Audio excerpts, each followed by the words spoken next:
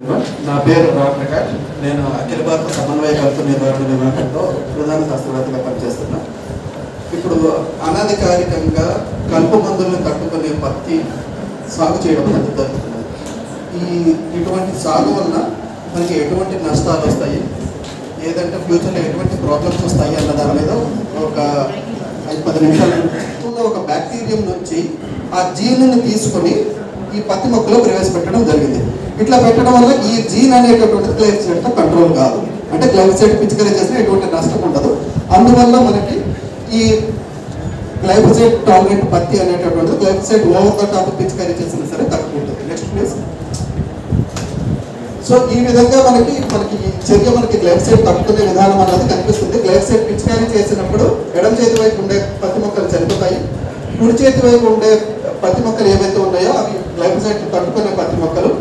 ఇవి వేరే రకమైన ఎంజైమ్ ఈపీఎస్పిఎస్ వేరేది కూడా ప్రొడ్యూస్ చేయడం వల్ల ఒరిజినల్ పత్తితో పాటుగా ఇవి మనకి గ్లైఫోసేట్ తట్టుకుంటాయి. Next please. సో ఇది సింపుల్గా చూస్తే ఎడమ చేతి వైపు ఉండే మొక్క ఏదైతే ఎర్రటి ఎంటు మారుతున్నదో ఆ దాని మీద గ్లైఫోసేట్ ప్రోటీన్ లేనప్పుడు పిచికారీ చేస్తే చనిపోవడం జరిగింది. రౌండ్ ఆఫ్ రెడీ క్రాప్లో ఉండేటప్పుడు అది చనిపోకుండా మనకి కంటిన్యూ చేయడం జరుగుతూ ఉంటుంది. Next please. సో ఇట్లాంటి ఈ అనధికారికంగా అంటే మనకి BC2 ఏదైతే ఉందో అది గవర్నమెంట్ ఆఫ్ ఇండియా 2002 నుంచి మనకి అందుబాటులోకి తీసుకురావడం జరిగింది. ఈ రౌండ్ అప్ రెడీ పత్తి ఏదైతే ఉందో అది ఆల్మోస్ట్ 10-12 సంవత్సరాల క్రితమే మా రీసెర్చ్ స్టేషన్లో మేము కూడా పరిశోధన చేయడం జరిగింది. అంటే టెక్నాలజీ బాగుందని మనకు కూడా అర్థమైంది. 2008, 2009, 2010లో మేము కూడా పరిశోధన చేయడం జరిగింది. అయితే కొన్ని సమస్యల వల్ల గవర్నమెంట్ ఈ పత్తి ఉపయోగానికి అనుమతి ఇవ్వలేదు. అయినా సరే ఈ పత్తి అనేటటువంటిది ఏదో ఒక పద్ధతిలో మార్కెట్లోకి రావడం జరిగింది. ఈ పత్తి సాగుకి ఏమి కారణాలు ఉన్నాయని చూస్తే మొట్టమొదటిగా మనకి పత్తిలో కలుపు నివారణకు 8,000 నుంచి 12,000 వరకు ఖర్చు అవుతుంది. అదే ఈ హెచ్డిబిటీతో అయితే 1 లేదా 2 సార్లు గ్లైఫోసేట్ చేసినట్లయితే 1 ఎకరానికి మనకి 6,000 నుంచి 7,000 రూపాయలు పెడుతుంది. అంటే రైతుకి ఖచ్చితంగా 10 ఎకరాలు సాగు చేస్తే 60,000 నుంచి 70,000 వరకు కలుపు నివారణలో మాత్రమే సేవ్ అవ్వడం వల్ల రైతులు ఈ పత్తి పైన వాళ్ళు మొగ్గు చూపిస్తున్నారు సాగు చేయడానికి. దాంతోపాటు మనకి సెప్టెంబర్, అక్టోబర్లో అకాల వర్షాలు కురవడం జరుగుతున్నది. అంటే సెప్టెంబర్లో రైన్ఫాల్ ఇంక్రీజ్ అయింది. సో మనకి 60-70 రోజుల పత్తిలో కూడా మనం అంత కృషి చేయలేని పరిస్థితుల్లో కూడా ఈ గ్లైఫోసేట్ ఉపయోగించినట్లయితే మనం కలుపు నివారణ సక్సెస్ఫుల్గా చేసుకోవడం అన్న సిచ్యువేషన్లో కూడా రైతులు వీటన్నిటి సమస్యల వలన రైతులు గ్లైఫోసేట్ తట్టుకునే పత్తి వైపు రావడం జరుగుతుంది. Next please. సో ఇప్పుడు ఉండే పరిస్థితి ఏంటి, దేశంలో ఉన్న పరిస్థితి ఏంటంటే గ్లైఫోసేట్ పత్తి 2015 నుంచి ఈ పత్తి సాగు అవడం అన్నది స్టార్ట్ అయింది. ఇది ఈ రోజు వచ్చింది కాదు, గత 7-8 సంవత్సరాలుగా ఈ పత్తి స్టార్ట్ అవుతున్నది. సుమారు కంట్రీలో 130 లక్షల హెక్టార్లు ఉంటే అందులో 15% అనధికారిక పత్తి ఉన్నది. అది న్యూస్ పేపర్ రిపోర్ట్ కానీ గవర్నమెంట్ ఆఫ్ ఇండియా రిపోర్ట్. మన సాక్షాత్ మన వ్యవసాయ మంత్రి కూడా అంగీకరించారు పార్లమెంట్లో ఈ పత్తి అన్నది ఉన్నది. ఇది మహారాష్ట్ర, తెలంగాణ, గుజరాత్ రాష్ట్రాల్లో చాలా సమస్యగా ఉన్నది. దాని మీద ఒక ఉన్నత స్థాయి కమిటీని డిపార్ట్మెంట్ ఆఫ్ బయోటెక్నాలజీ ఆధ్వర్యంలో ఉన్నత స్థాయి కమిటీని కూడా వేయడం జరిగింది. మన తెలంగాణ రాష్ట్రంలో చూసినట్లయితే ఒక అంచనా ప్రకారం, ఇది ఎక్కడ వివరించిన నెంబర్ కాదు, ఒక అంచనా ప్రకారం 12 నుంచి 15 లక్షల ప్యాకెట్ల అక్రమ బీటీ అంటే అక్రమ హెచ్టీ పత్తి సాగు 2021-22 సంవత్సరంలో కూడా జరిగినట్లు ఒక అంచనా ఉన్నది.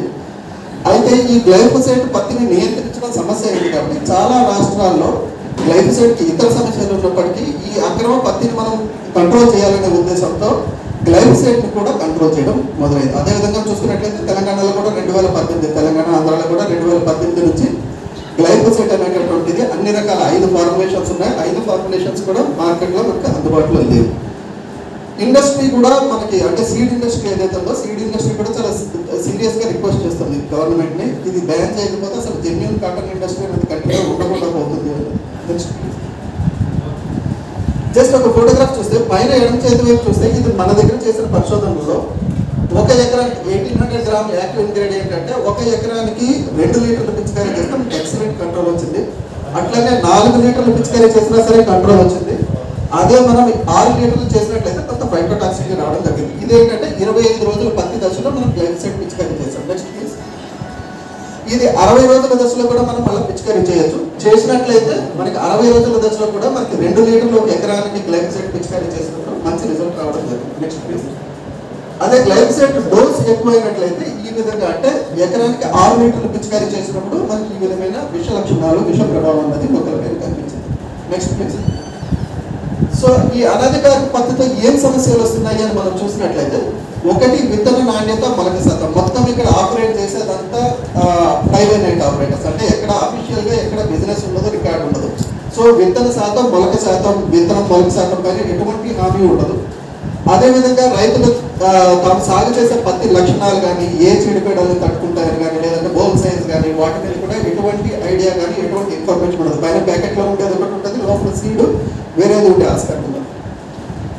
అదేవిధంగా మనం చూస్తే యూనివర్సిటీ కానీ, ఐసీఆర్ కానీ ఈ ప్రాంతానికి అనువైన సమస్య, ఈ ప్రాంతంలో ఉన్న సమస్యలు బట్టి ఒక్కో రకాన్ని సిఫారసు చేస్తాయి. అదేవిధంగా రైతులు కూడా అవి పండిస్తూ ఉంటారు. కానీ మనం ఈ హెచ్టీ కాటన్, ఇల్లీగల్ హెచ్టీ కాటన్లో మనం సాగు చేసే రకం మీద మనకు అసలు అటువంటి ఐడియా ఉండదు. ఎంత కలుపు మందు వాడాలి, ఏ మోతాదులో వాడాలి, ఎప్పుడు పిచికారీ చేయాలి అన్న దాని మీద ఎటువంటి రికమెండేషన్ ఉంటుంది. సో ఇటువంటి పరిస్థితులు ఏం చేస్తారంటే రైతు సాధారణంగా తక్కువ మోతాదులో పిచికారీ చేయడానికి ప్రయత్నిస్తాడు. ఎందుకంటే పత్తి చనిపోతుందన్న భయంతో తక్కువ మోతాదులో పిచికారీ చేస్తారు. ఆ విధంగా చేసినట్లయితే మనకి కలుపు మొక్కలకి నిరోధక శక్తి వచ్చే ఆస్కారం చాలా ఎక్కువగా ఉంటుంది. అంతేకాకుండా ఈ ప్రోటీన్తో పాటు ప్రోటీన్ ఎక్స్ప్రెషన్ ఏదైతే మనం చెప్తామో, ఈ గ్లైఫోసేట్ తక్కువ ప్రోటీన్తో పాటు కాయకు వచ్చే పురుగు ప్రోటీన్ కూడా చాలా సార్లు తక్కువగా ఉంటుంది. అందువల్ల మనకి కాయకు వచ్చే పురుగులు కూడా మనకి తట్టుకునే శక్తి తగ్గుతున్నట్లుగా కూడా ఈ illegal HT cotton field cultivate చేసిన ఫీల్డ్స్ మనకి రిపోర్ట్స్ ఉన్నాయి. నెక్స్ట్. అయితే రైతులకి ఏం నష్టం, రైతులు సాగు చేస్తున్నాం కదా, రైతులకి ఏం నష్టం ఉన్నది ఈ విధంగా చేస్తే అంటే, ఒకటి ముందు చెప్పినట్లు సాగు చేసే హైబ్రిడ్ గురించి ఏం తెలియదు. అందులో పత్తి ఏ విధంగా ఉంటుంది, క్వాలిటీ ఏ విధంగా ఉంటుంది అన్నది తెలియదు.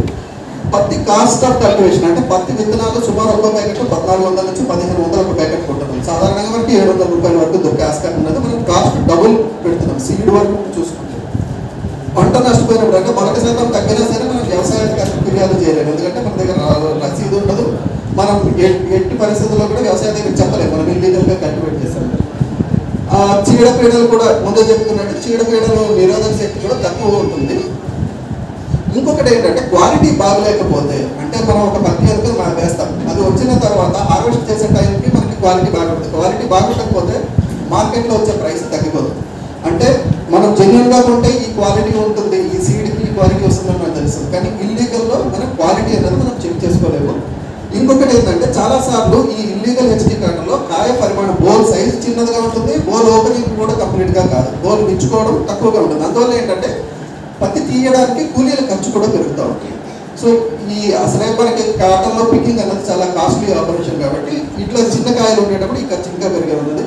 ఈ సూపర్ వీడ్ అనే కాన్సెప్ట్ అంటే తక్కువ మోతాదులో గ్లైఫోసేట్ పిచికారీ చేయడం, సరిగ్గా చేయకపోవడం వంటి పరిస్థితుల వల్ల కలుపు మొక్కలు నిరోధక శక్తి పెంచుకొని సూపర్ వీడ్స్ వచ్చే అవకాశం కూడా ఉన్నది. కొన్నిసార్లు ఈ గ్లైఫోసేట్ ప్రోటీన్ సరిగ్గా లేకుండా రైతులు పిచికారీ చేస్తే 30% వరకు మొక్కలు చనిపోయినట్లు కూడా మనకి చాలా చోట్ల రిపోర్ట్స్ కూడా వస్తున్నాయి. అంటే ప్రోటీన్ ఉందని స్ప్రే చేస్తాడు, మొత్తం పాపులేషన్ అంతా పోతుంది. కానీ ఎవరికి కంప్లైంట్ చేయాలి టైంలో? మొత్తం ఆపరేటర్ ఉంటారు, సప్లై చేసేవాళ్ళు ఉంటారు, ఎవరు ఉండరు. నెక్స్ట్ ఏంటంటే ఇది మొత్తం ఇల్లీగల్ ప్రాసెస్, చట్టబద్ధత లేకపోవడం వల్ల కేసులు కూడా ఎదుర్కొనే అవకాశం ఉంది. Next please. సో ఇది లాస్ట్ స్లైడ్.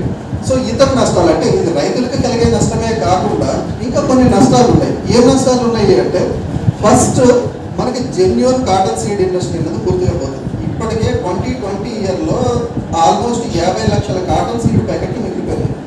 సో ఇంత ప్రొడక్షన్ కాస్ట్, ఇంత ప్రొడక్షన్ వేస్ట్ అయ్యి జెన్యూన్ కాటన్ సీడ్ ఇండస్ట్రీ పూర్తిగా నష్టపోయే అవకాశం ఉన్నది. పత్తిలో చీడపీడలు పెరిగితే ప్రోటీన్ ఎక్స్ప్రెషన్ సరిగా లేనప్పుడు చీడపీడలు పెరిగి సాగు ఖర్చు పెరుగుతుంది. మనం ఈవెన్ బోల్వామ్స్ని తట్టుకోవడానికి కూడా మనం కంట్రోల్ చేయడానికి స్ప్రే చేయాల్సి వస్తుంది. ఇంకొక ముఖ్యమైనది ఏంటంటే మనం తెలంగాణ రాష్ట్రంలో ఉత్పత్తి అయ్యే కాటన్ చాలా మంచి క్వాలిటీ కాటన్ అని మనం చెప్పుకుంటాం. ఈ విధంగా మనం ఈ ఇల్లీగల్ హెచ్టీ కాటన్ మనం సాగు చేసినప్పుడు ఆ వచ్చే కాటన్లో క్వాలిటీ కూడా సరిగ్గా ఉండకపోవచ్చు. అందువల్ల మన రాష్ట్రంలో ఉండే రెప్యుటేషన్ ఏదైతే ఉందో అది కూడా మనకి దెబ్బతినే అవకాశం ఉన్నది. న్యాయపరమైన చర్యలు అంటే రైతులపైన కానీ డీలర్లు కానీ ఎవరైతే గ్లైఫోసేట్ అమ్మనా ఇల్లీగల్ కాటన్ అమ్మనా వాటిపై చర్యలు తీసుకోవాల్సి ఉంటుంది. ఇంకొకటి అవాంఛనీయ జన్యు ప్రభావం అంటే అన్డిజైరబుల్ అన్వాంటెడ్ జీన్ ఫ్లో ఏదైతే ఉన్నదో మనకి హెచ్టీపీటీ కాటన్ నుంచి పక్కన ఉండే కాటన్, ఎందుకంటే మనకు ఉండే కమతాలు చాలా చిన్న చిన్న ఉంటాయి, పక్కనే హెచ్టీ కాటన్ పక్కనే మామూలు కాటన్ ఉంటుంది, లేదంటే ఇతర ఆ ఫ్యామిలీకి చెందిన క్రాప్స్ ఉంటాయి. సో వాటి నుంచి జన్యు ప్రవాహం జరిగి అన్నెసెసరీ మ్యూటేషన్స్ కానీ అన్నెసరీ ప్రాబ్లమ్స్ కానీ వచ్చే ఆస్కారం ఉన్నది. అల్టిమేట్గా చివరికి ఏంటంటే ఈ బీటీ అనే టెక్నాలజీ చాలా పవర్ఫుల్ టెక్నాలజీ. 20 years నుంచి మేము ఈ టెక్నాలజీ వాడుతున్నాం. ఈ బీటీ టెక్నాలజీ కానీ హెచ్టీ టెక్నాలజీ కానీ మంచి టెక్నాలజీస్. ఇటువంటి ఇల్లీగల్ కాటన్ కల్టివేషన్ వల్ల ఈ లాంగ్విటీ ఆఫ్ ద టెక్నాలజీ అంటే 20-30 సంవత్సరాలు వచ్చే టెక్నాలజీ 3-4 సంవత్సరాలు లేదంటే 5 సంవత్సరాల్లో టెక్నాలజీ మొత్తం నిర్వీర్యం అయిపోయి అసలు ఈ టెక్నాలజీ మనకి రాదు, కొత్త టెక్నాలజీ కావాలి అనే స్థితికి రావచ్చు. సో దీంతో నేను ముగిస్తున్నా. అంటే కంక్లూషన్ ఏంటంటే ఈ టెక్నాలజీ అన్నది ఆల్రెడీ అందుబాటులో ఉన్నది. మళ్ళా గవర్నమెంట్ సెంట్రల్ గవర్నమెంట్కి ఆల్రెడీ ఫైల్స్ ఓపెన్ చేశారు. ఈ టెక్నాలజీ మళ్ళీ ఫీల్డ్ ఇవాల్యుయేట్ చేస్తున్నారు. మళ్ళీ వచ్చే 2-3 సంవత్సరాల్లో ఈ పత్తి మార్కెట్లో అందుబాటులోకి వచ్చే అవకాశం ఉన్నది. ఈ లోపల మనం ఇటువంటి హెచ్టీ కాటన్ కానీ మనం ఇల్లీగల్ హెచ్టీ కాటన్ కల్టివేట్ చేసి టెక్నాలజీని దురుపయోగం చేస్తే మాత్రం ఉండే టెక్నాలజీ పోయి అసలు మనకి మార్కెట్లోకి గ్లైఫోసేట్ పట్టుకునే పత్తి రావడం అనేది కష్టతరంగా ఉంది. అందువల్ల రైతులు రిక్వెస్ట్ చేసేది దయచేసి ఇటువంటి ఇల్లీగల్ కాటన్ కల్టివేట్ చేయడం, మార్కెట్లో ఉండే జెన్యూన్ కాటన్ వెరైటీస్ని కల్టివేట్ చేయాలి.